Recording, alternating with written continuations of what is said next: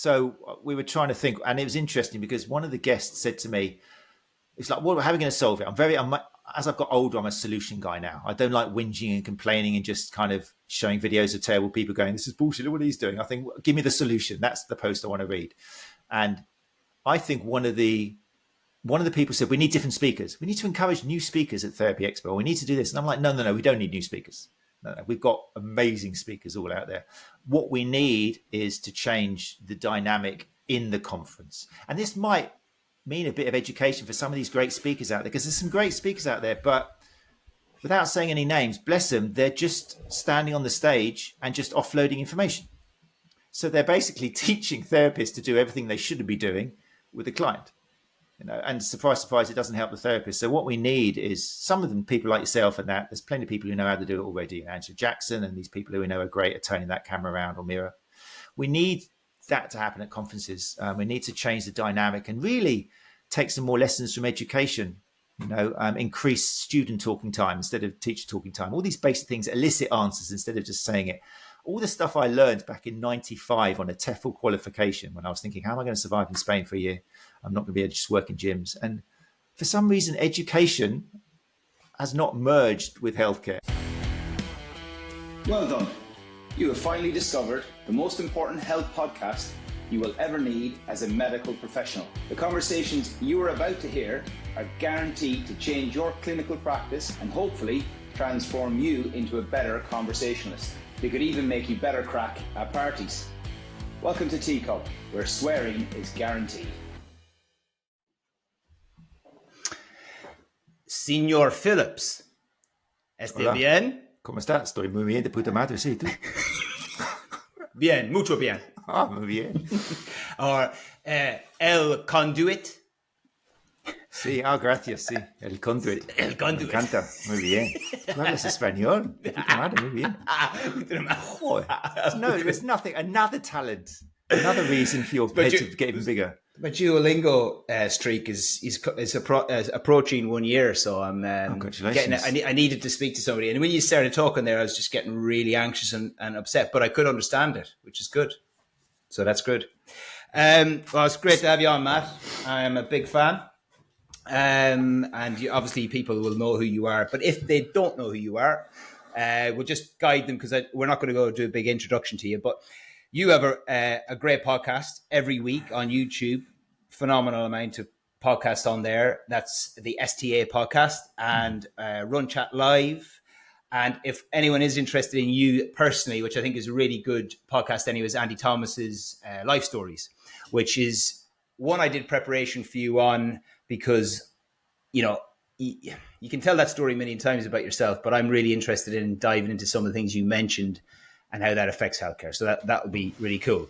So people who don't know you and can't be arsed listening to Andy's podcast because he's so boring, unlike this one, I'm going to give you 10 questions, which you know about. Well, you don't know the questions, but you don't like dichotomy at all, do you? Is that you said you were Mr. If you were... It's a blessing and a fault. I think in healthcare it's great, but for things like this, it's really hard. It brings out the neurodivergent in me, definitely, yeah. Excellent. That's what it's there for. Right. Let's go for it, Matt. Just breathe. It's good. Barefoot or 8 inches of foam? Oh, I understand why people around you swear now. Let's have a think. It's a quick fire from This Page. is so ridiculous. Quick fire, brother. Andy Hosgood gave me a trick. Hold on. I'm gonna answer now. Oh yeah, he does that, doesn't he? He does that. Come on. 8 inches of foam.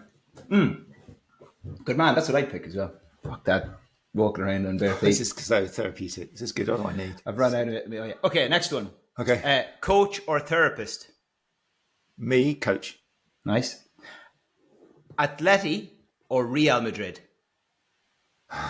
Real Madrid. Put to the I'm man. a Madrileño. I lived there for 5 years. So Are you? Yeah. All right. Okay. yeah. Bruce Lee or Muhammad Ali? Brucey. Yeah. Oh, wow. Yeah. Oh, yeah. I forgot. Oh, yeah. No, Brucey, no, it's gotta be. Yeah. Queens of the Stone Age or Queen? I didn't think this was going to get you.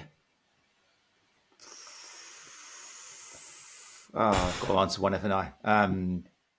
Do you like either? I haven't listened to either of them on purpose. Oh, wow. Right. Yeah, yeah. I wouldn't be a Queen fan at all, you see. So I hate Queen. But that's the homophobia in you. I'd say Queen for that reason then. I'm going to say Queen just to make your podcast a little bit more divergent. Yeah, Queen. Every time, Queen. Oh my God! You threw that one. I'm like, okay, man. Yeah, I like it. You're throwing out a couple of Queen just the, to give the you referee didn't see it. You've thrown a low blow at me, and I'll take it. I'll take it. I've just increased your audience by about 50%. Yeah, Queen. Hate podcast. Nice. Sweaty dark club versus large arena gig. A sweaty dark club. I knew you'd say that. Pints or cocktails? Cocktails. Steve Coogan or Frankie Boyle? Oh, what a great question. Respect. 9 episodes in, you've come a long way since Bond or Bourne. That's the thing.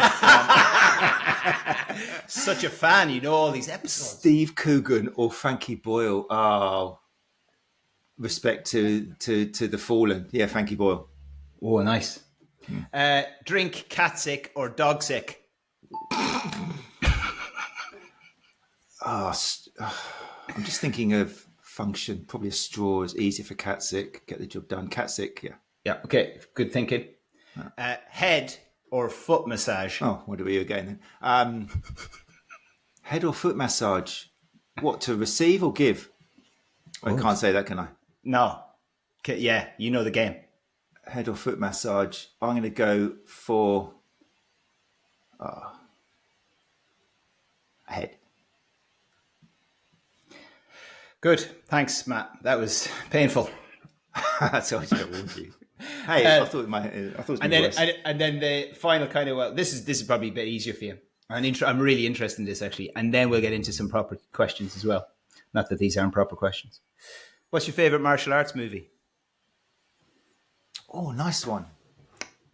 This is going to be key now. This is going to be very key to the following conversation. Oh, so cool. I'd like. It would be a bit obvious to come out with a Bruce Lee movie, Enter the Dragon or something. Although my favourite one. Yeah. Oh, you know what? Oh, there's one that I can't even remember the name of. Just somebody in it. But that's going to be rubbish for the podcast. Let's go for... Is it Enter the Dragon, the one on the island? Yeah. Yeah, just for classics and watch anytime with anyone at any drop of a feather. It'll be Enter the Dragon. Scrapes on his chest and... It's got to be with the nunchakus and it's got to be, He's dead. He's dead then, isn't he, when that comes out? Oh, yeah. No, I'd say that just because of respect to obvious, but yeah. Yeah, it's the legend. Sweet. Mine is Zatoshi, which is a Japanese blind swordsman movie. You should check that out. It's very good. That or the Shogun Assassin. But we'll move it on because it's about Shogun. Oh, no. Shogun Assassin is... Yeah, well, there's loads of them, but the Shogun Assassin is the one that influenced Quentin Tarantino. Oh, really? What was Kill Bill and all that? All that stuff, yeah. It's good. It's the little child, and he goes... My father was killed, or my mother was killed. So a lot of Wu-Tang Clan sample it. If you're into the Wu-Tang Clan. Anyway. Well, my best friend went to see them at their house and kind of stayed there because she's best friends with them. So that's another story. With the Wu-Tang Clan? I thought that would get you. Yeah. She was there last week, actually. Yeah, in Los Angeles. Yeah. Right, we're going to have to talk about that later. Anyway, so on that note, what has martial arts taught you about being a therapist? Good question. I think for the right person at the right time in their lives, whether it's a child or an adult, and I think I'm biased, but I think martial arts can help make you into a better person. I know there's a lot of bias in there, but I think it teaches a lot of traits that can help you as a person. If it helps you be more human and helps you relate to other humans, then it's obviously going to make you a better therapist. So when I say those traits, personally, and particularly linking it with healthcare, I'd go with flexibility, not as in kicking someone in the head, although that helps, but not so much on a clinical basis, but flexibility as in adaptability. I think that's great because one of the things you learn in martial arts, or depending on your tutor and style and that, but really is you've got to react to what your opponent does. Okay, so actually for a Bruce Lee fan like you, it's the whole Jeet Kune Do thing. Yeah, it's that. So another homage to Brucey. But yeah, it's not knowing what you're going to do. It's reacting to what your opponent does. So that's quite big in, especially in MMA. You've got to just go in with a plan and react to what they do and that sort of stuff. So I think that's typifies healthcare and at least what I try and promote and champion in that when you go in a clinic, you've got to have quite a clear mind. You've got a load of information, but none of that's going to come out until the person in front of you leads the conversation and then you react to that. So I think that's quite a good trait for my number one, I think. And being able to adapt according to how they react. I think in order to do that, another thing in martial arts, which I think you need in order to do that is perseverance and patience. Which just is wrote another that two down. more traits. It kind of goes together. You need to learn that. There's this idea that martial arts is just knocking the head off the other person, but that's called boxing. In martial arts, is much more, I think, there's more humility, there's more respect, there's more tradition. I mean, I'm joking about boxing, but there's definitely a lot more of that, depending on what you study. I think there's the history, the culture, the uniform, the bowing. And I think that's all something which helps the humility and the respect and the patience and learning an art. I'm sorry what I said about boxing. You can get that in boxing as well, but I think martial arts in particular for kids, it is all about standing there, being patient, doing slow katas, mastering forms, this sort of stuff, especially with traditional stuff. So I think in therapy, that's they're traits which can really help you. You've got to have perseverance, confidence in yourself, and these sort of things. So I did have one more, which I think is, I mentioned humility in the sense that knowing that other people know more than you and are better than you in lots of ways. And I think that's really important as a clinician because as soon as you think you know it all and you stop listening to other people, that's kind of a slippery slope. And as soon as you worry about someone knowing more than you, like the person down the road, or then that's a slippery slope as well, because often your patient will know, nearly always your patient will know more than you in terms of knowing themselves. So I think accepting that you're not the center of attention and you don't know it all is important for a clinician as well. So there you go. There's a few. There's more, but I think that's the connections, I think. Yeah, no, I think they're all really cool, and they're the kind of, it's interesting when you, as you said adaptable, and then I thought it's that patience to be able to, because it's all with when you're trying to, even if you are in combat or trying to work somebody out, there is a patience for them to make a move for you to then fix that problem or to solve that problem, just because it's a movement problem as well as what we're doing potentially. But before we get to the movement side of things, there is that patience. Like everybody listening, hopefully, will have heard that we interrupt people too quickly. Exactly. We don't listen. All that. I think people do. As Ben Cormack was saying, blah blah blah blah blah. You listen, you empathize, and all that kind of stuff. Which is, I thought that was quite funny. But yeah, it is hard though to do that. So it's one of the questions I wanted to ask you, because you'd mentioned on Andy's podcast, and I've heard this many times, and I believe it is as well because of my background. So we're both biased to this. Is the kind of how you were brought up and how you think you are a conduit, and how you do deliver that information to people. And I want to dive into that because that's kind of one of the things you were saying on there. It's quite hard to teach, that kind of social skills that you learn when you're a kid. And I'd like you to maybe explore some of the things that happened to you.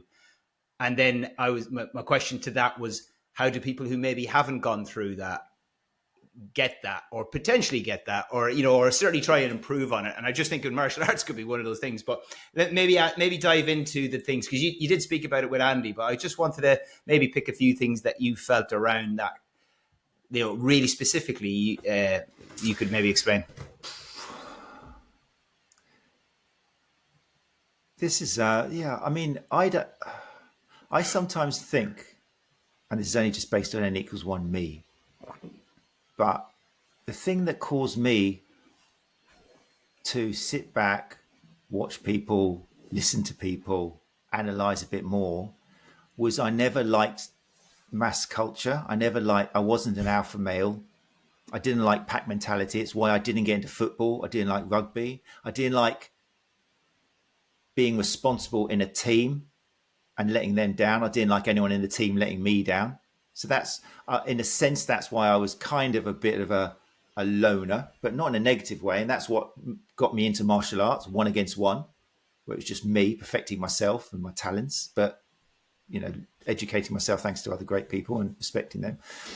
And also running as well. I joke about it, but I know that running for a lot of people is a social event. But for me, running is about, I can never I hate the idea when someone says, "Do you want to go for a run?" I'm like, running for me is by myself.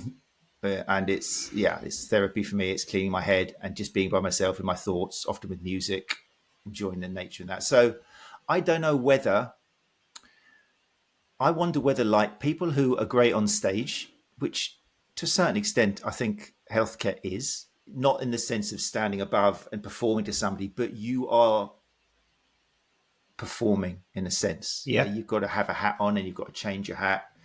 I really enjoyed your conversation, I think, with Ben Wyborough about manipulating and influencing and priming being ugly words and stuff. And that was really interesting. But you are kind of involved. You're this character, okay? But I wonder whether, like, you look at famous comedians, actors, even great people who I follow, and I know that they're not fond of crowds. If anything, they're a little bit introverted. And once therapy expert, they come away from the theatre, they want to disappear. They're not that person going, "Hey, everybody got any questions? Hey, yeah, it's me. Look at me." They want to disappear and they're really not happy amongst people. So ironically, I don't know whether, and this is a study that maybe needs to be placed, I don't know whether it helps your communication skills in a professional capacity if you were a little bit more of a loner as a child. Oh. Because you're forced to sit back and listen instead of being the center of attention and kind of being in a massive team game. So that's not the answer I thought you were going to give, which is great, which is actually not, it's a better answer. It's a really good answer from the point, like, because it's your answer. It's not like there was a question and you were like, "Oh yes, correct, Matt. You've scored, you've done well." It's the fact that the traditional thing, which is the opposite of me. So like, that is the opposite of me. All team sports, quite loud. I love parties, loud rooms, people around. But I'm from a family of 10, just 7 of us, brothers and sisters. So it's kind of interesting in the fact that I think I developed some of my social skills and the way I present and all that kind of stuff through my bring. And I didn't hear the opposite perspective of actually the listening bit, because actually you're always fighting at a dinner table when you've got 10 people around it. There's like, you need to be funny or say something interesting, or it doesn't get past, if you like. I haven't really thought of it like that. But I used to do impressions like Steve Coogan, and I had older brothers. So you had to do something like to kind of nearly get attention. So that's how I am, I suppose, as a person. And then I didn't think of it from when you spoke to Andy, you didn't go into that detail, but now listening, there's a really interesting thing of actually you learn to listen, and therapy is often one-to-one. And it's also really cool the fact that you mentioned, it's when you said stage, and I kind of went, hang on a second. And then you went, no, like the patients come in, there's an environment. You've got a lot of power, and not without sounding like, "Oh, I'm so powerful," but you have to understand that responsibility, I guess, and be able to create an environment for that person to feel really safe within that power, if you like. And that can obviously be abused, by some people, and not in a kind of, but just kind of like feeling like, "Oh, I know everything. I'm going to tell you what to do, and you do what I say, and I'm the best." That kind of way. So that was cool, and I think that's really important, because I'd written down when you were talking as well about there's probably I would call you a lone wolf, really, just to call it that, martial arts reference, but like a lone wolf, and there's probably a lot of other lone wolves maybe listening, going, I'm a bit like Matt, and actually I don't know if I am good with speaking or doing stuff, but actually, like you just said, so many comedians are like that, and they speak in front of 400 or 500 people, which is a good. I would just hope that people listening think, all right, that's maybe different to what the tradition says. Oh, you need to be very outgoing. You need to be this person in crowds, but actually, you may have some skills that you don't realize. Yeah, I mean, it's obviously there's different ways to skin a cat, and like you've just nullified my hypothesis, and yeah, obviously because you're the opposite, and yet you've reached to be a great educator. I mean, I don't know whether. Actually, I think I do know that a therapy expert, if the party started, you're there in the middle playing the guitar and singing karaoke. I think I'd be on the deck. I'd be on the decks. You'd be on the decks, yeah, busting some beats.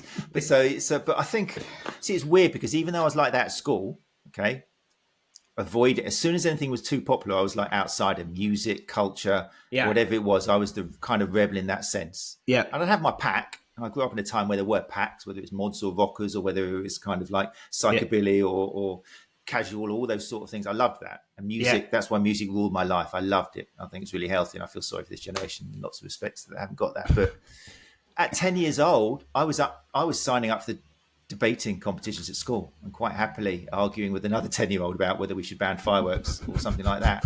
But I felt, that's why I'm in that stage. I felt safer when I was a conduit, when I was presenting information where I felt confident and I was helping others understand it and getting that point across. But even there was debating. So even at 10 years old, I was getting a thrill out of sometimes having my mind changed by the person opposite me. And I think that was quite irregular because no one won debating trophy 3 years in a row.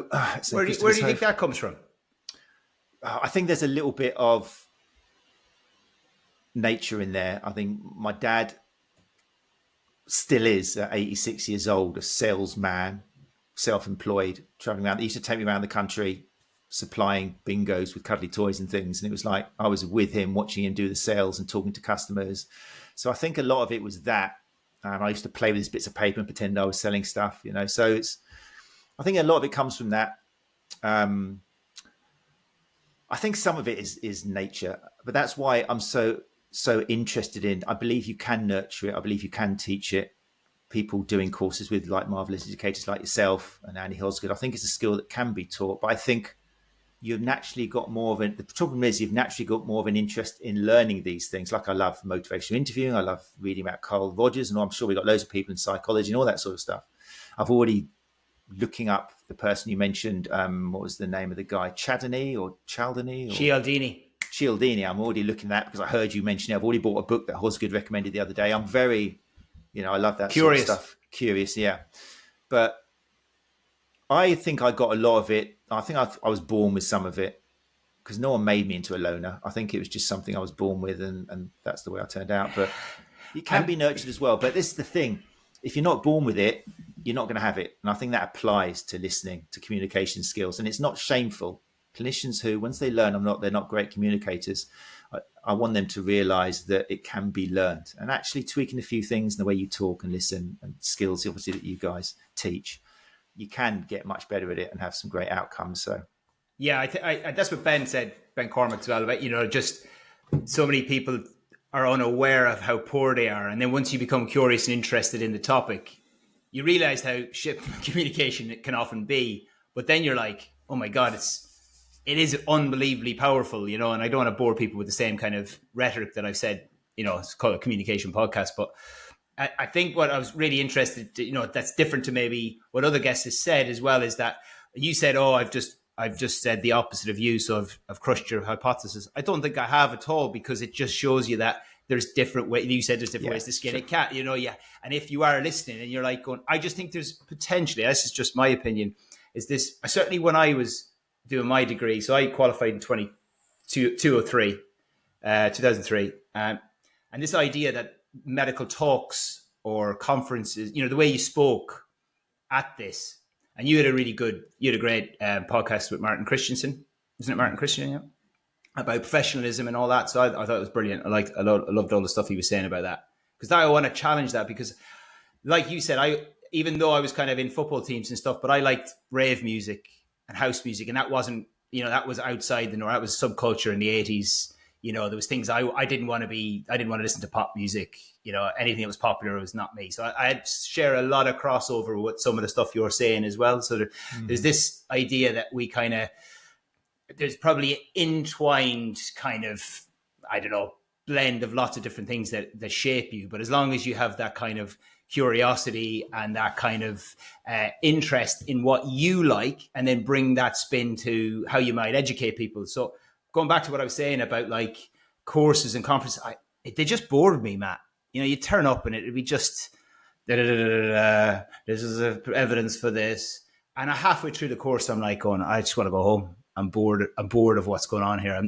You've mentioned stage and entertaining, and I'm like going, yeah, like the best courses I've been on have kept me entertained, have kept me interested, they've kept me kind of, and I just want your opinion on that yourself, like what courses you've been on, or what you feel makes a good course or a good conference. Like, what elements would you take from it and go from there? I think I'm really, thanks to people like yourself and the other, Andy seems to be the name now, but thanks to the Andys, it's helped me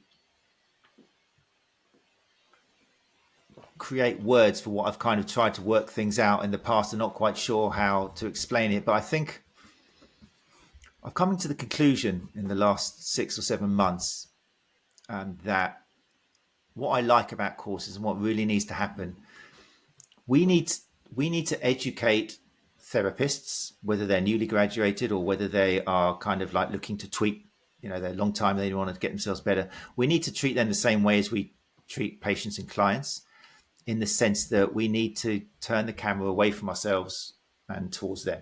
Okay, we should be doing it with our clients. We should be letting them kind of maintain the flow of the conversation, and we can guide them with some kind of summaries and reflections, and that's a skill. But ultimately, they're kind of, if you like, what's the MI kind of expression, that they're providing the flowers for you to make a bouquet, and you're chucking a few of them away. But essentially, they're the ones who are reaching this decision, and you're just going to then champion their choice and show them ways to achieve and that sort of stuff. So that works with patients. We accept that. But when it comes to therapists, suddenly, when it comes to courses in education, suddenly we put someone on a stage and we talk to people all lined up in rows like a cinema, and we think that's going to work.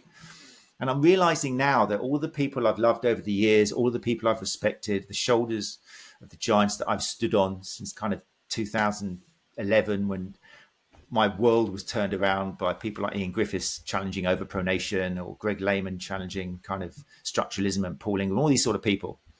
And I realize now that what needs to happen, and we talked about this last night in the podcast, is a conference needs to be an educator who's happy just to grab that camera on the stage and just turn it around at the audience. Yeah. And essentially everything needs to be about them, the same as we do with the client. It needs to be focused on the audience and allowing them, just the same way as we do it with the client, to think about what's holding them back, to go through that kind of sustained talk and then get some change talk, take it to an action. And that's how they'll learn and change the clinic stuff. So that in a nutshell is what I think makes a good conference. And I don't think it's one of the reasons now that we're changing our tactics at the STA, we're changing our tactics at the ST school, and we're actually planning a conference now in September, which Hosgood is signed up for. And I feel so guilty that I wish you could be there. I haven't even asked you because I know I can't invite anyone else, but I would love to be in there. But I'm involved, and we're trying to create a conference which is based on that. Yeah, so we'll have people there like Hosgood who are experts at going, hey, I'm Andy Hosgood, enough about me, flip it around. Because I think that's the education. That's what it should be like. And I think that's what's wrong with our industry and healthcare and bringing up wonderful clinicians. We're not doing that. We're just shouting at people and giving orders, and that doesn't work with clients. So why do we think it's going to work with clinicians? Yeah, I couldn't agree more. I'm gonna. It just came into my mind. I'm going to call it mirror education. Just like you said, I like that. Just turning the mirror around, and I think that's more like. I totally agree. And Andy's coached me. He's getting the right plug on this. His head won't be able to get out. His head big enough anyway. And he's been on the podcast. Jesus, people are like, going, "Who's this fella?" But the only reason I mentioned it is because I've been coached by many people, and every time, even on the coaching courses I've been on, everybody in those courses I've always been like, "That's class." And it's like going, and I always started with a bit like, I think I entered a motivational interview in course. She was brilliant, called Karen Evans. She's South Wales. She kept us all. I don't know if ever you've heard of her, but she kept us entertained all day. She kept doing accents of like 15-year-old Welsh girls, which cracked me up. And she put us into groups. She never made us feel like dicks. All the role plays were really kind of interesting. She managed that awkward communication so well. And she was like going around the room at the end, like they do in these courses, and and what's the feedback? And I could just say, I just went, it was just so much less wanky than I was expecting. And she just started laughing because I was like going, because it's just, I think it's that step when you're just about to be coached, you just think, how are they going to? It's a bit like counseling, I guess, or mental health, anything like that. You just think this isn't going to work. like if you're in a certain mindset, you know what I mean? If you're a bit like, if you are depressed, you really aren't going to be thinking that something like this is going to help until you do it, and then it often does. And the same thing happened with the coaching, like you just said, that idea that even I try to ask questions on courses, and you can see therapists sometimes be a bit like, I'm here just to be quiet and you to tell me everything. Do you know what I mean? And you have to sometimes like back up a little bit, because they could, you've got 20 other people to manage, and, they're like, and then you can't get somebody else to shut up who just keeps asking questions. But it's a funny one, but I think it needs to be looked at. And I think people need to get more comfortable like that. And I think we would probably get a lot more out of those conferences. I think they're just too transactional. I think it's even bigger. We had a podcast discussion last night. I had two guests on, and we were reflecting, because now on the STA podcast, what we're doing now is we've had 230 amazing guests, including yourself, the other Andy, and the other Andy, and loads of amazing people. And to tell you the truth, I think the listeners have had more than enough opportunity. They've got 230 hours of CPD there. So, and also I was getting guilty about just bringing someone on like yourself, amazing information, and then next week someone else new. It's like suddenly changing your specials, and I was guilty and thinking, this is bad. We need more time to reflect, and I'm not helping at all. So I decided, right, nip it on the bud. That's it, done. What we're going to do now is we're going to invite clinicians on to reflect about previous episodes. We've done 5, and you know what? The downloads are still maintaining level. I was a bit worried. If anything, on a couple of the episodes they've gone up, because now it's about a clinician reflecting on what they learned from an old episode, and me just listening to them and just giving them time to talk about how it's affected their practice. And I feel so good about it, because that's what we should be doing. And that's what educators should be encouraging. And I lost my train of thought with, what did you start? We were just going back and forth about this mirror idea of focusing on the people attending the conferences rather than just coming and absorbing information. We were talking about that, and then you just said that you're now getting your education, and that you were having a chat last night with 2 people. Oh, that was it. Sorry, yes. So we were talking about we were reflecting on 2021, a real good episode with Anna Marie Mazzieri and Matt Scarsbrook, and they just started Touch Matters podcast under the wing of Jack Chu, and that, which was quite monumental at the time, because Jack, once upon a time, quite physiocentric, Physio Matt's podcast, and he would admit it. I mean, it's the way it was. And then after One Chat Live conference, actually, he was there, and so was Anna Maria, and there were some great conversations with all the speakers on the stage. And I like to think, and I think I said on another podcast, at this age, I've got to learn to blow my own trumpet, but I like to think that conference with Derek Griffin, Simon Bartold, all the people, Jack Chu, all these people on the same stage together. Some people haven't met themselves before ever. They're just through papers. So it started some multidisciplinary chat, and I think helped push the kind of border out a little bit. And we were debating whether, back in that 2021, it was quite optimistic. People had come out of COVID, would realise that you can actually help people by talking through a camera at them. You haven't got to put your hands on them. So it was a really healthy time, particularly for kind of massage therapists and sports therapists who previously were thinking, I can only help this person by touching them. So it was really positive. And then 3.5 years later, now, we were debating whether massage therapists are more evidence informed, whether industry has improved, whether is there a way of measuring it? Are patient outcomes better now, thanks to what we've done in the last 3 years? And it got a bit depressing, because we realized that I don't think it is. I think healthcare hasn't really improved that much. There's a little bit more collaboration between different disciplines, but ultimately there's still, particularly in manual therapy, an awful lot of, I don't like, uninformed people out there. So we were trying to think, and it was interesting, because one of the guests said to me, it's like, well, how are we going to solve it? As I've got older, I'm a solution guy now. I don't like whinging and complaining and just kind of showing videos of terrible people going, this is bullshit, what he's doing. I think, give me the solution. That's the post I want to read. And I think one of the people said, we need different speakers. We need to encourage new speakers at Therapy Expo. We need to do this. And I'm like, no, we don't need new speakers. No, we've got amazing speakers all out there. What we need is to change the dynamic in the conference. And this might mean a bit of education for some of these great speakers out there, because there's some great speakers out there, but without saying any names, bless them, they're just standing on the stage and just offloading information. So they're basically teaching therapists to do everything they shouldn't be doing with the client. And surprise, surprise, it doesn't help the therapist. So what we need is some of them, people like yourself and that. There's plenty of people who know how to do it already. Angela Jackson and these people who we know are great at turning that camera around or mirror. We need that to happen at conferences. We need to change the dynamic and really take some more lessons from education. Increase student talking time instead of teacher talking time. All these basic things, elicit answers instead of just saying it. All the stuff I learned back in '95 on a TEFL qualification when I was thinking, how am I going to survive in Spain for a year? I'm not going to be able to just work in gyms. And for some reason, education has not merged with healthcare. It's just that's on such different trajectories. We're not doing any peer observations. We're not doing any reflective thinking. It's just you in a clinic knocking out what was on the last course and believing in yourself, confirmation bias, and all that sort of stuff. So it makes me feel quite optimistic. So I think there is quite a lot we can do to change a pretty dire service a lot of patients get across the board, whether it's from a GP or a massage therapist. But it's going to take people like yourselves and communication specialists to kind of reveal. Well, yeah, it's healthy to hear that from you. Because we're going to do something different later on this podcast, possibly about a project I'm involved in, the Odin project, which I'm sure you're aware of. So good name. Yeah, thought you might like that one. Yeah, I wonder who came up with that. But without losing the train of this, but that's effectively what that project will be about: is trying to change healthcare by collaboration. So great. It is good to hear that you believe, because I have been thinking that we, at the last conference I won't name the conference, but I was just walking around going and speaking at the conference, and I just kind of went, what am I getting from this? And and then I went, I know what I'm getting from it.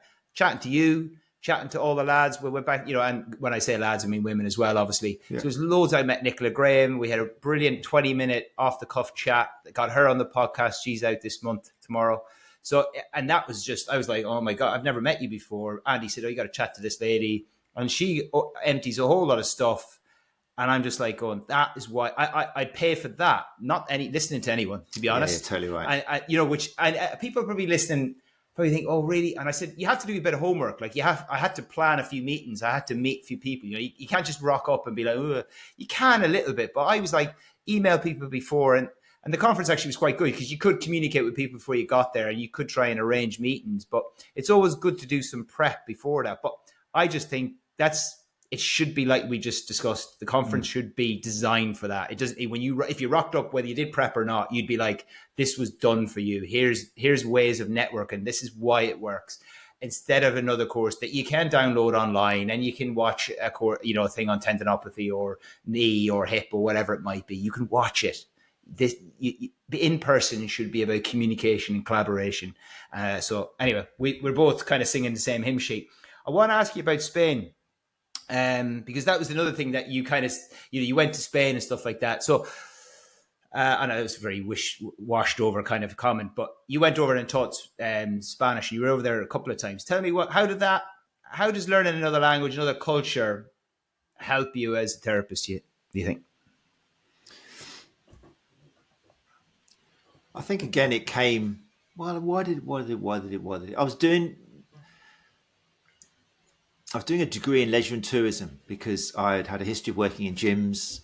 I loved personal training, and I knew I loved helping people and, again, being the conduit. And I think, at that age, 21, my plan was to have just a massive gym that had everything inside it. And that was my dream. And so I did a leisure and tourism degree. And part of that was learning a language because it was part of leisure. This was the days when you got a grant and like massive loads of money at the beginning of term. And when I was learning the language, I was enjoying it so much, Spanish, because I was thinking, I enjoyed Spain as a country. And then I told my tutor at the time, I'm just going to take a little year off because it was a sandwich course. The idea was year 3 was going to be studied abroad anyway. And I thought, in the second year, I'm going to take a year off just to go and perfect my language. And I'll come back. And they were like, no, you're not. We know you. You're never going to come back to this. Why would you? I was like, no, I will, promise. 6 years later, still in my and for me, again, it kind of, I'm hoping you're going to ask me about my favorite song at some point because it kind of ties in with this. I forgot. I'll just put that in there, okay? I forgot. Because it kind of ties in with it, if there's time. But no, I do it now. Yeah, I completely forgot. That's my, no, let's do it now. Let's do it now. I can't believe I forgot. I got too excited with my Spanish speaking. Well, it kind of ties in with it a little bit. But so, tell me your favorite song now. Go on. Okay, so I can't believe I'm telling you what to do. Yeah, I'm no, sorry. no, no. I'm sorry about that. I'm absolutely That's so buzzing. rude. I'd be listening back going, I didn't ask him the fucking music question. It's my favorite question. Go on. I don't know about you, but I have my morning song. I don't wake up in a very good mood. I look for Yeah. reasons to get on and to get up. Same as me. I don't remember what I'm supposed to be doing, who I am, and anything. And I just lie in bed for a moment, and then I have a shower, and I need a song to get me in the mood. And that song can change. But for the last it was interesting when I knew this question was coming up. For the last, I don't know whether it describes my personality, but I've listened to the same song for about 4 months every morning. Yeah, for the last 4 months, it's just my go-to song. And when you asked me this question, I thought, well, that's the song I've got to do. And I'm thinking, well, does it apply to healthcare and stuff? And I think it does, because it applies to a lot of things in life. And the song is, I'm pretty sure you know it, Walk on the Wild Side, Lou Reed. Yeah. Oh, yeah. Okay, fine. So people aren't aware, it's Holly came from Miami, FLA, hitchhiked away across the USA, shaved her eyebrows on the way, plucked her eyebrows on the way, shaved her legs, and he was a she. Said, hey, babe, take a walk on the wild side. So one of the most famous songs by Lou Reed, after the Velvet Underground. And I was thinking, yeah, there's so much in that song which I like. And it was very taboo at the time, because it was talking about a whole load of transgender actresses from Andy Warhol in New York around that sort of time, 72, well, prior to that. And he talks about people like Holly, Woodlawn and Candy Darling and all these characters, and Little Joe D'Alessandria and all these people who are transgender actresses or male prostitutes or drug addicts or all three. And what I like about it is a couple of things. Firstly, I've always enjoyed anything that reminds us about diversity in life and variance in humans. I think it's really important, and I think it makes you a better person if you're fortunate enough to be able to embrace that, which is why going to Spain was something I loved, because I love new cultures. I love martial arts. I love learning about, if I'm doing a Japanese martial art, I want to know all about samurai and stuff. If I'm doing Chinese, I want to know all about this. I want to know all about Confucius. I want to know everything. So I love cultures. I love realizing that I know so little. I think that's quite a healthy trait for clinicians to have. And what the Lou Reed song does for me, obviously, it makes me realize that there are loads of other people out there with different stories, often tragic stories, and to really understand somebody and to help them if you're trying to get them out of an injury or pain cycle, you need to know about them and their background. And this, I think, is something which is so important for a clinician, because we are brought up on anatomical posters with palms forward, shoulders level. Humans are like this, and we're not taught. And therefore, we think that everyone who comes in our clinic is going to need the same treatment. And this muscle's connected here, and this is the origin of the insertions, and this strength will lengthen this and shorten this, whatever. When really, as we know, not all listeners will know, but the idea is we're moving towards to help somebody. Often it's the differences in human nature. It's their story, which could be anatomical variation as well, which is kind of linked with, that's going to make a difference. Once you uncover that and you're taking that into account, subjective in particularly the analysis, then you're going to be able to help that person rather than thinking everyone's the same. So that's what I love about the song on the first hand, is it just makes me think about different people in life. And you need to do that as a clinician and get rid of your biases, which we've all got, and not judge the person because you know that they're this or that. The other thing I like is its simplicity. Okay, it is a famous song. Lou Reed is famous for just simple songs, the Velvet Underground and all that sort of stuff. It's literally a C and an F and a little bit of a D in the intro, and it's famous for that. And I think that reminds me as well, I like that song in the morning because it is so simple. It's like a double bass track with one superimposed on top, very simple progressions. It's like a doo-wop song. And I think that's got a rollover for healthcare as well, because in theory, the stuff we talk about, you need to have empathy to help somebody. Really? No shit, Sherlock. Seriously, you need to care about them. It's like, I don't normally swear, so you can see what you're doing to me now. It's the first time I've sworn on a podcast in my life. But it's not actually. But it shouldn't be a surprise that we're now realizing that you need to listen to your patient in order to really help them, instead of just putting them onto a table and bending them and thinking that they're going to be perfect if you get them symmetrical. It sounds so simple, the solution.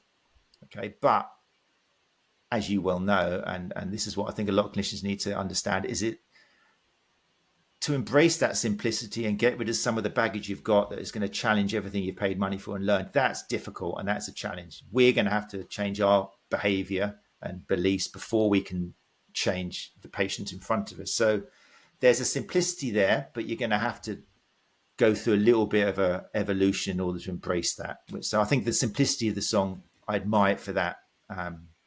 And that's the link with healthcare. So there you go. Sometimes in healthcare, you got to take a walk on the wild side. I'm gonna. Yeah, it's a phenomenal answer. That's a phenomenal answer, man.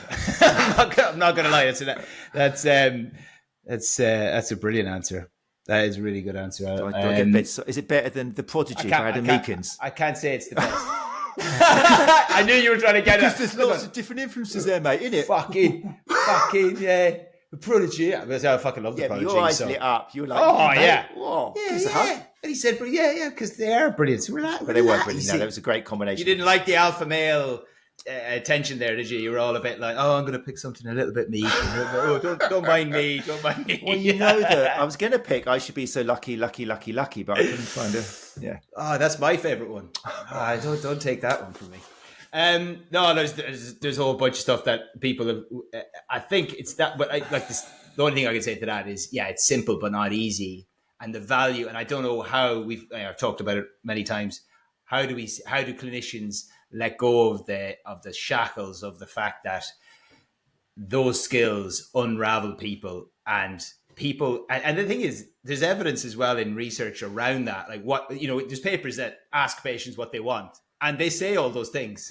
And so like the likes of Ben as well on his courses, what I put on my courses, look, this is what they're saying they want, right? So again, and here's another one, and they said the same fucking thing, you know what I mean? So I think it's pretty sure that they want that, you know.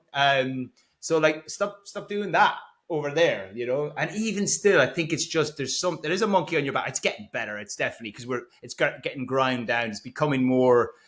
I think it's becoming more like, look, you remember you remember psychology in the 50s was. Don't listen to people's emotions, just, you know what I mean? Electrocute them, like, you know? And we don't really care. Yeah, exactly. So we don't care really we just want, I felt a bit anxious about that. Well, that doesn't really matter because that's not psychology. Now look at us, like, you know? So, so it's evolving, but I think it's just, these are the messages. And I think that's the same with the conference you're talking about. It comes back to the martial arts, like Bruce Lee, Jeet Kune Do. There's no style. You shouldn't have a style of physio or therapy or whatever you do, chiro, whatever. It doesn't matter. There's no style. That's why you could interchange people.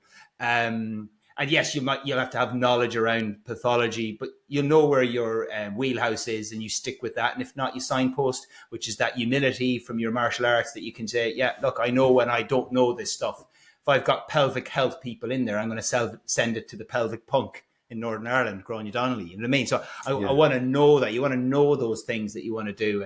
And there's so many links there. That's a great answer. But did you link it back to Spain? Because obviously you said that. So what was that about in that as well? So learning a foreign language, realizing there's people out there who don't speak your language and they don't have to.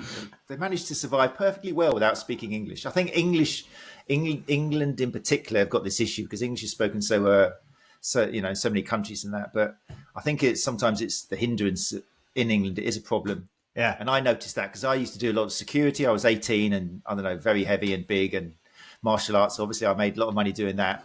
But it means I had to see English, for example, football hooliganism at its worst. And I had to do something about it. And I like protecting people, but I didn't like having to get involved in that. And I felt sorry afterwards about what I'd done to people and stuff. And that was one of the reasons I went to Australia. But it was like going... that's another story. I was like going, so what answer you asked? It's such an English person being sent to Australia. But anyway... Is there not... I'm joking. That didn't quite make it on Life Stories. But yeah, it could have been a life story. It's so I think I love it when... I think one way to humility and embracing diversity and just realizing you're smaller than you probably have been brought up to believe is taking another language and going abroad and using that. And also it's a real confidence boost as well, because a lot of insecurity comes from fear. I think a lot of English people, get fired up a bit quickly and drink so much and get bad reputations because they don't speak another language, whereas most other countries around us in Europe do speak not just two, but maybe three or four. And I think there's an insecurity that comes through that. And insecurity is the enemy of healthcare as well. There's links there. So I think learning another language can be really rewarding. It opens your mind up to start embracing diversity and Yeah, there's so many benefits from it. There's definitely a vulnerability. That's why I started learning Spanish. They're trying to now. It's Duolingo. Let's not, But it's the first time. Like I did French at school. We do Irish in Ireland. That's another story. I won't get all political, but I didn't like French, but it was the only language I could talk. It was German, and my brother did French, so I thought I'll do French. And it was kind of like you go there and they speak English to you, and then you're so vulnerable when when people it is that you do have to kind of surrender a little bit to the only time I ever felt really kind of good about that was when I was in Italy. The Italians, when I went around Europe, went all the way around like train on a train for about 3 months or 2 months, and the best country I was in for letting you make fuck ups was the Italians. They were just buzzing that you'd even say a word in Italian. Because I was like, getting the book out and giving it some, and they were like, they're really, really helpful and not trying to correct it or just speak back in English, where a lot of countries would just go bosh in English, and then you'd be like, oh, right, okay, better not try that again. So there's this kind of like, ooh, I'm so rubbish at it, and there's that kind of thing. I see you live in Spain though, you ain't going anywhere. You've got to speak, you got to be vulnerable, you got to do that stuff, you got to be patient as well, because that's what I'm finding now. Even doing this Duolingo, that patience from it as well. It's like kind of like there's something about that language which I never would have thought like would have been something that I would find useful in therapy. But again, you just find it everywhere, don't you? No matter what you do. Like it's obvious, you speak a different language, it's communication. But you also see how vulnerable when I see people coming now. I worked in East London for 5-6 years, and there was so much interpreter and foreign language that it was like so difficult. Like it was, especially when you're new, it was like, oh my God, how difficult it was to go through other people. And then I moved to Cornwall, where it was obviously, there was none of that really. And I just couldn't believe the kind of difference by not having to go through interpreters, and people could understand what I was saying, even though sometimes it was a bit fast. But like, and then now when I get there's still people that come in whose their first language isn't English. And I really slow down and I really try and, it definitely affects how I am with them and trying to make them feel, because I can fucking imagine being, in Lithuania and just not having a clue the language or only basics, and people nearly kind of just giving you a bit of you can't understand, so I'm going to keep it really sharp and get you out of here because there's no communication. So it definitely gave me the patience, whereas before I probably would have got a bit like that. I don't know what to do here, so I'm just going to be really basic. Whereas now I'm like, actually, you know what? Let's slow down. Let's be patient. Let's listen. Let's try and make them feel good. So if I've got any connection to the country they come from, I worked with Lithuanian guys on a building site once. So I was chatting to them, I'd mentioned that. And, you just get any kind of connection that you could for them to feel a little bit safe, I think is the lesson I would learn from it. But I don't know if what you feel about that. Yeah, definitely. I think it does. And it's having a few words to be able to converse with someone is such a beautiful thing. Communicating with somebody is such a beautiful thing. It's amazing. I remember once traveling around Europe. I can't remember where we were going from and to. I think we were on our way to Budapest or somewhere, and we were on a train. There was me and my girlfriend at the time, Spanish girlfriend at the time. We were seated across from two Romanians. I think it was from Romania. I understood the word Romania there. But they spoke no English or Spanish. We spoke no Romanian. But because we were chilled out and they were chilled out, as a lot of countries outside of England are, we just didn't need any language. We just kind of communicated with all the other ways we've got, drawing pictures, showing things in books, smiling, just opening ourselves up to, look, this is fine. Just because we haven't got the language, we can still get on. And I think there's a message there as well. If you haven't got someone's language, as long as you relax and chill out, words aren't the only thing we use to communicate. And I think there's a message there as well in healthcare. I loved what you said on the podcast the other day. I listened to you, and I think it was the Ben Wybrow one about the posters you've got. I think you've got like Pele and Ali or somebody on the wall, and communication starts even before you're in front of that person. You're kind of like relaxing them so that they will open up, or they are going to change their behavior. So I think that's another thing you learn from a language, because normally when you're learning someone else's language, I often find that the fear is in you. That other person is normally celebrating the fact that you're learning their language. They're just over the moon that you're bothering to do that, especially if it's not English. They just love it. So they're normally going to be more patient than you think. And I think there's kind of like an interesting comparison to that in healthcare, where sometimes the therapist is worried about things, but as long as they are confident and go with it, then the clinician, the patient just wants to get better. They're happy to give you anything, but you've got to get that trust and alliance. So there's definitely carryovers. That reminds me of something that I can't remember if I mentioned on here, but if I said it to you before, therapist anxiety syndrome, or TAS, which I've called or labeled it, which is there's two anxious people in every interaction with a patient. There's the patient who's very anxious, I use likely, but anxious about what might be said, what might be restricted, what might happen. Is it going to be the crap I had before? You name it. There's a apprehension or anxiety, whatever you want to call it. And then the therapists themselves, the anxiety about solving the problem. You know what I mean? Like I've often said, like I wake up some mornings, especially on my private practice days, because you have to take money off people directly, and that adds an element of the NHS. It's I do both. So the private practice, at the end of the day, you stick a card machine out, and they have to pay for what you've just done, and that comes with a pressure. I would say, I don't have it's just me, so it's not even I can't send them out of the room for payment. It's payment directly to me, and that is definitely a wake up on some days, and I'm just like, right, I hope I solved the fucking problems today. Do you know what I mean? Hope it's a good day with that. And I think it's a healthy. I was speaking to Joe Gibson about this as well. It's the healthy kind of. I think it keeps me sharp. Like I wish it would go away, but I don't think I need it to go away because I think it would keep me less sharp. It's a bit like nerves before anything. You know what I mean? And I think I get that anxiety, but I suppose it's mastering that anxiety, that fear or worry that you won't, because if you're transparent and you listen and you communicate, you'll do a good job. But again, it's another barrier, isn't it? And these emotions that we get hijacked by every single day. And I only just say it because I've heard other therapists go, oh, I get that every day as well. Like I didn't realize I was, they don't realize other people do that as well. And I think that's the other thing that you were talking about earlier on about the conference and why it's such a good idea about turning the mirror, focusing on that, because so many people will benefit more for shit like that than anything about like, there's only so many fucking knee ligament tests you can do, pal. All right. You know what I mean? And the sensitivity and specificity is okay. It's 2% more with this one. I don't give a shit, man. Like, you know what I mean? That's that, at the end of the day, do you know what I mean? And I think, sorry, I'll probably ranted a bit. It's your interview. But it's so true.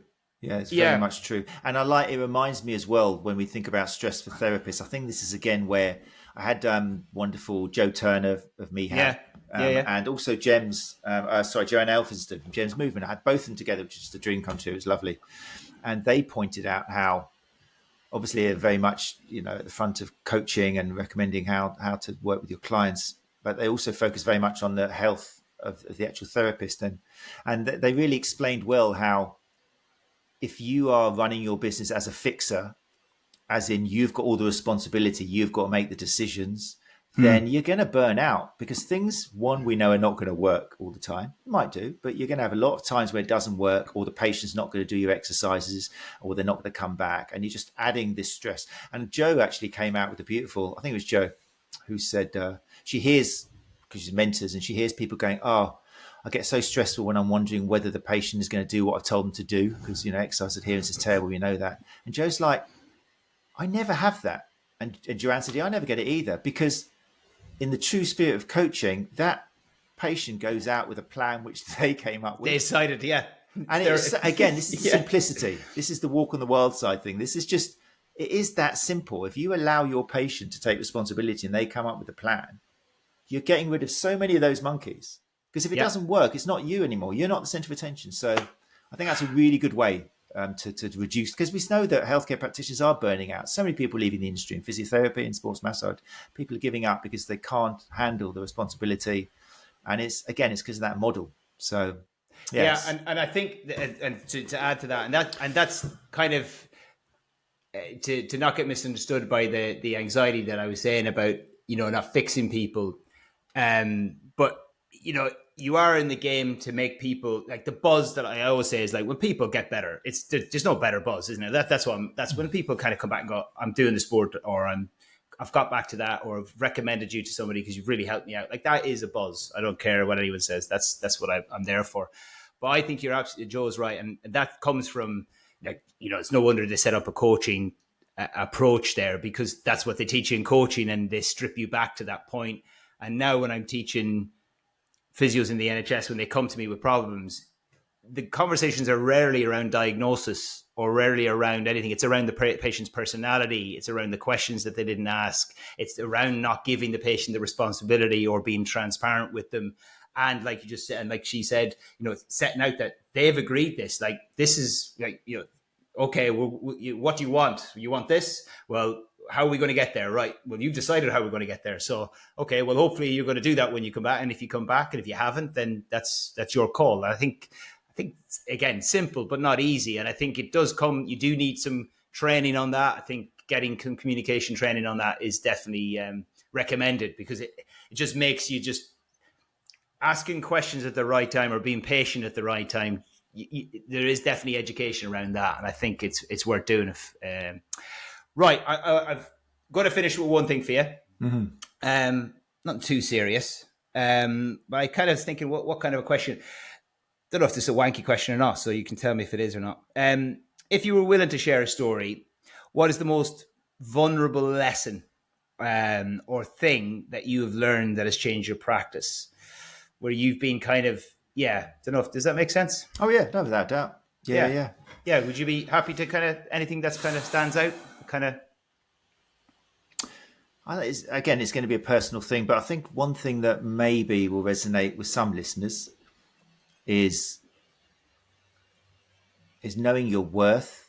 I think we're in an industry where I've got this idea that basically the more you help people, the less you're going to earn in life. It's kind of, and it probably should be that way. The minute the money is rolling in, it's because you're probably selling something that people don't need, but they don't want, but they need, sort of thing, or they think they need. So I think that means that sometimes people worry about putting prices up, and they undervalue themselves.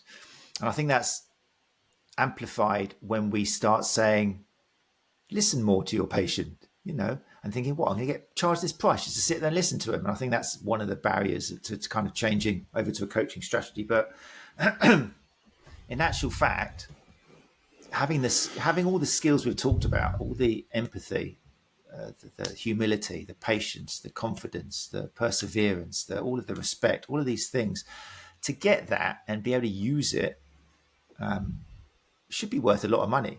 And you should actually have value in yourself and feel proud of it. And I think that's a stumbling block. And so the reason I'm saying that, because I remember going back years ago, so going back to maybe 2003 or something. So I worked for David Lloyd Gyms for about 4 or 5 years. And I was fortunate in the sense that at that time, they linked up with the National Academy of Sports Medicine, which at that time it was all Czech Institute, or it was Gary Gray, or it was the NASM.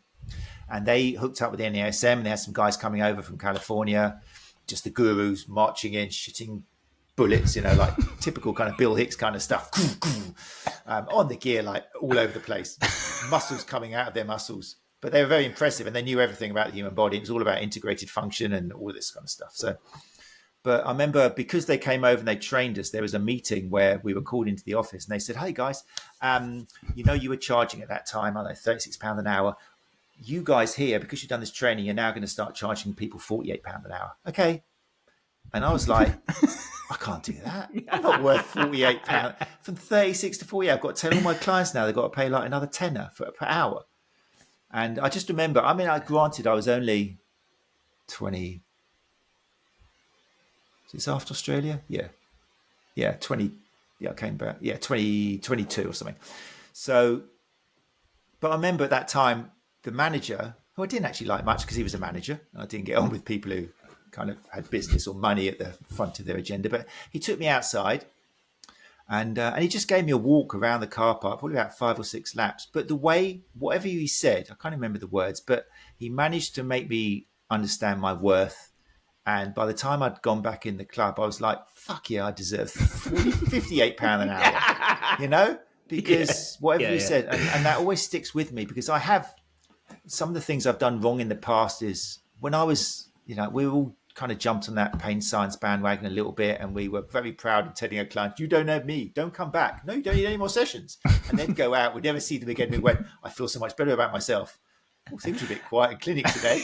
I've got no money, And then you realise that actually that person wanted to come back, and they need to come back because they're not going to do the exercises unless you're there with them. So you weren't actually helping them at all, even though you championed yourself, thinking I'm an evidence-based practitioner. They don't need me, So I think knowing your worth money-wise, and knowing that some people really need you, and they need your presence and your help and your ears and all that, is really important. So yeah, that story, the guy taking me around was it. I think as well, like with the price thing, because it's just dropped into my head, and when I think about it as well, is like you'll know, like people go, well, know your worth, right? So what does that mean? And you were, effectively, there's two things to that. You were coached effectively in that car park. So again, it comes back to what we just said. It's amazing what people can say to you, and then how that can change your thinking in 5-10 minutes. And that's not that he's bullshitted you. He's just kind of gone. He probably asked you some questions. Probably, just explored you, and you probably got it out of you. And then you went, "Oh yeah, actually, that is quite good." Because that's the problem. Is effectively a good coach. But if you're not sure price, like people starting off are always like, "Oh, I don't know how much to charge you." They're going, "All right, well, establish what you need. What's the basics of the price? You know what I mean? You haven't got much experience. You don't know anyone yet. You can't go mega money on it unless you've got something, So let's say you sit in the middle of the road and you can afford it. What will happen is your worth will go because people will be telling other people, your list will be full to the point where you won't have space for people. It will start to become so busy that you're starting people at 7:00 in the morning, which is what ends up happening with me. That's how I knew, because I would be, it was awful. I didn't increase my prices for like 6 years or something. And it was just like, oh, I have to do it. Like everything was going up. Every single bill I had was way up. Everything was going, and I'm still going, no, I think I need to pay. I'll go in at 7 in the morning, finish it an hour later, and squeeze people in. And then I'm like, oh, what? I have to have a chat with myself and going, I need to get up. If they don't come, if the price goes up, then that's fine. But I can't keep exhausting myself here. It comes back to so if you're not quite sure, sometimes don't worry. People you'll get your worth. And then if they don't want to pay your price, then that's not your person. You know what I mean? And they will come, and they will, because they see the value. Just like if you see that plumber who does a really good job, and he or she is £10 more than the other plumber, you've built the trust. He'll do or she'll do a good job, so we will go back there. You know what I mean? It's the same for any other area, and I think that's. I don't want to hijack your story because that was a really good one. But again, it just summarizes everything we've just been saying about getting the right coach and investing in that. I think is brilliant. Project Odin coming soon. I love it. But it was, though. It's exactly that. He made me feel that what he did, I came up with that. It's exactly how it should be. I felt that I had come up with that decision and that choice. I am worth it. It wasn't just him telling me, you're worth it. You're worth it. Not at all. Like you said, he planted some questions, allowed me to kind of change the objections I had, the cons to the pros in my own head, create some scenarios, and I was worth it, And the clients understood it. We were like, we're wondering when you're going to put prices up. You're much better than all the other people. We were waiting for it, And I'm like, okay, wow. So yeah, that was it. Muy buen, muchas gracias, Phil. Mr. Phillips. No, es mi placer. Ha sido un placer increíble. Very nice. And I just wanted to mention, and then quite often people ask me, why do you work with runners? And obviously it's not just that I enjoy running, like we've talked about. I do enjoy running away from things. It's therapy for me. I love it. But what I love about runners is I think that things are intensified with runners when it comes to behavior change and the challenges that come with it. Because running is different in the sense that you can do it whenever you want. You don't need to rely on a team. You don't need to rely on a court or any special equipment. So runners are in a place where if you've got to change the way they run or the amount they run or the speed they run, all these things, you've got a lot of serious barriers to that behavior change. And you've got to be extra good at communication and being patient and letting them come up with the idea until they actually go, oh yeah, I have got to actually not go for PB every Saturday. So I love working with runners for that reason. And I often say on my gate course, it's a double-edged sword because you've got probably the biggest population of sports people out there who need your help. Yeah, injury prevalence is up to 70%, depending on the research you look at. But you've also got the other side of the equation where there's a massive queue for you, but they don't trust you at all. because they have so much misinformation out there, and also therapists who work with runners are misinformed as well. So one of the things that I try and get over my gait course, and the way Gates, by the way, I had someone thinking I ran a gay course the other day. It's not that at all. Nothing wrong with that. I know what channel I'm talking on. I'm a Queen fan now. There you go. But yeah, one of the things that I love on the gait course is so much of this is relevance, because if you are working with a runner, chances are, like Railjack paper shows, probably 70% of the time it is a load issue. You're going to have some behavior change to change load, whether that's physical or mental or both or something. But there's going to be some behavior change, and there's going to be these challenges. So this is like double trouble. You're going to have to really be absolutely great in communication. So we do go into that a lot on the course, because it's so poignant with runners. That was it. I was going to go into a lot of stuff around it. It's like a lot of sports, but yeah, you're right. You mentioned really good points around running and just the whole. It's like I was saying to somebody else the other day, an athlete, the way the conversation was going, he was like, they're junkies, it's people who like sport or whatever. They're sport junkies, and the double-edged sword that we were chatting to with this patient was that it's not heroin, so you can't just say, "Oh, you're addicted to heroin. That's bad." No one, that everyone can see that that's not a good thing. There's no moral kind of justification for it. It's not good.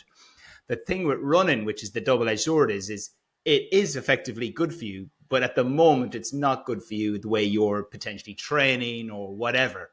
But when it comes to Tuesday evening, when you're wanting to do your 5-10K that you really like doing, that makes you feel good, that part of your brain that just says, just do it anyway because it feels good, just like the junkie does, they can justify it because it's healthy. It's good for me. This is good for my mental health. This is good for my physical health. They've ignored the fact that the physical health is being affected by it in the long term because they can't do that half marathon they were going to do, but they still can't give it up. So there's this real deep psychology that's quite intricate that can change all the time, like I'm sure you'll probably get into on a running course like yours. And as you said, you probably look at the physical side of things of running, but there's none of that until you've worked out that other bit. Because if they leave that clinic and have not worked out that they're going to get hijacked in 2 weeks' time, or maybe 3 months' time, and you haven't prepared them for that, it's a sight game. And runners are, I think, are up there with one of the hardest ones to stop. Because even with surfers down here, they have to get in the water, they have to get aboard. There's a lot of barriers, so they're like, oh, what's the point in doing that? Whereas you can just walk outside your door, jump on a treadmill. There's really little friction to kind of go and do that drug that you've got. You're in the drug den.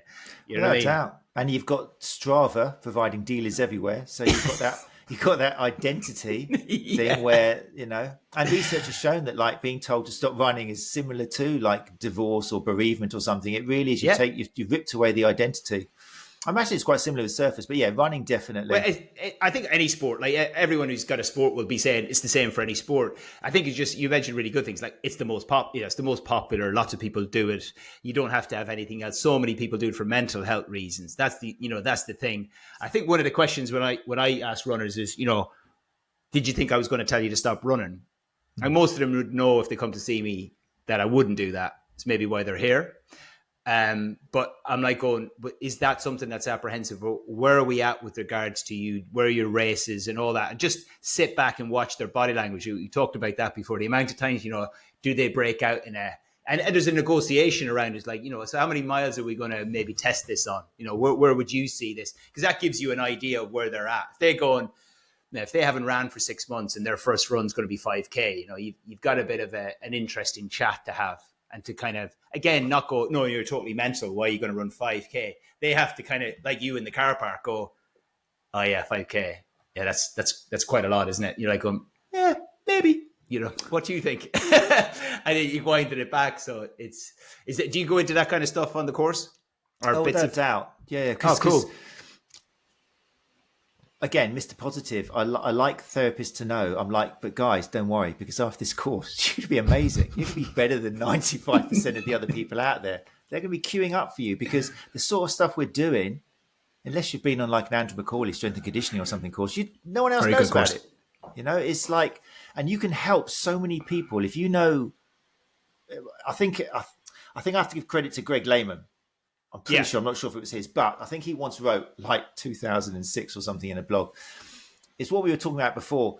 Rather than being rather than being an expert in different types of running injury, you need to become an expert in different types of runners. And I give credit to Greg because he said this way back before we were talking about. Hippocrates said it earlier on, just about. I think that was 300 years BC, where he said that. I know you don't like quotes that much. I don't even know whether he said it, but he said something along the lines of, rather than understand the disease a person has, you have to understand what type of person has the disease or something, which was pretty cool for that long. Yeah, Jesus, yeah. That's the message of my course is, and as long as you are, and also there's so much misinformation as well. The biomechanics is rife in running because there's so many places in the gait cycle we can say, oh, this is causing this and this is causing this, and we compare everyone to a sprinter, and it happens all the time, and the internet's full of it, and people are making great spondoolies by kind of going down the structuralist approach. So working with runners, and I always say on the course, can be great for you as long as you're doing the right thing, because you're going to give them success where they found failure everywhere else if you've got that communication. It's so important. So I think that's why I'm drawn to runners, because communication and things like gait retraining, like you said, where if you've got the knowledge to keep them running, whether that be introducing an incline or changing their footwear slightly or getting them to change the speed or just a little tweak where suddenly they go, it doesn't hurt anymore. Wonderful. Now suddenly they're open to other things they got to do, like maybe you need to look at your sleep or your nutrition or your stress levels or work and all that sort of jazz. So, I love it. I've got a course coming up. I don't know when this is going out, but this will be coming out probably in May, June. Yeah. So this course will have been finished. But Rob Bevan, Rob? Yeah. In Cirencester. Yeah. So I'm going down his place in Dyer Street Clinic. Chiropractor. Yes. But don't hold that against him. Jeez, you're so judgmental tonight. No, I was the question. What you've got against gays and chiropractors? Gay chiropractors. I absolutely love them. Rob's not. No, but then I'm excited as well. Going up to Scotland in October. Well, October we start online. It's 2 sessions online to save people travel, and because we can learn so much online. But then we do a face-to-face for the practical, and we've got one in Calendar in Scotland, which I'm excited about. Oh yeah, because they speak a different language up there. So we're going to go up and they do celebrate. Oscuelga. I have no idea what you just said, but I want to. But you're curious. Oh, I want to know. I want to know more. I'm Keanu Reeves. Give me the pill. All right, for a second time, I'll stop the podcast. But that was brilliant. I'm glad we asked those questions. Really, yeah, really you're a top man. Cheers, Thank Matt. you. Thanks for listening to TCUP. If you liked it, tell all your friends. If you didn't, well, maybe you'll like the next one. Go to procareeducation.com or Procare Education on Instagram for more information on courses and the Bamboo Project. And remember, always be sound and not a dickhead.